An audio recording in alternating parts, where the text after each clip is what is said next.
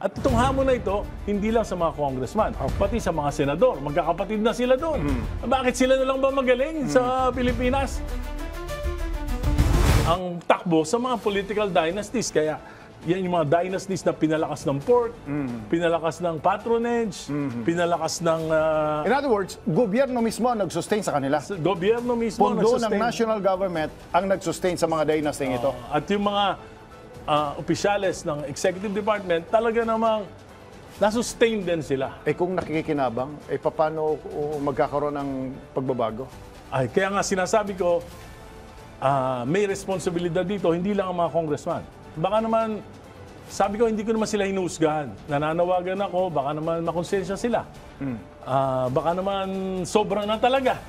At kami na mismo ang gumawa ng pagbabago kung gusto namin na maiwasan namin na mag-aklas yung bayan, maiwasan namin na mag-aklas yung kasundaluhan dahil dito sa mga nangyayaring ito, dapat sa amin magsimula yung reforma. Mga senador, magkakapatid na sila doon. Bakit sila na lang ba magaling sa Pilipinas? Sila ba yung biyaya ng Diyos dito sa mga Pilipino? Wala na bang karapatan yung iba na kundi yung pamilya na lang nila? So, pangatlo, yung Vice President. Sinalba siya ng konstitusyon. Sinabi ng Supreme Court, ayon sa konstitusyon, ay hindi makatarungan yung impeachment sa kanya. Dapat isuklian niya yung konstitusyon.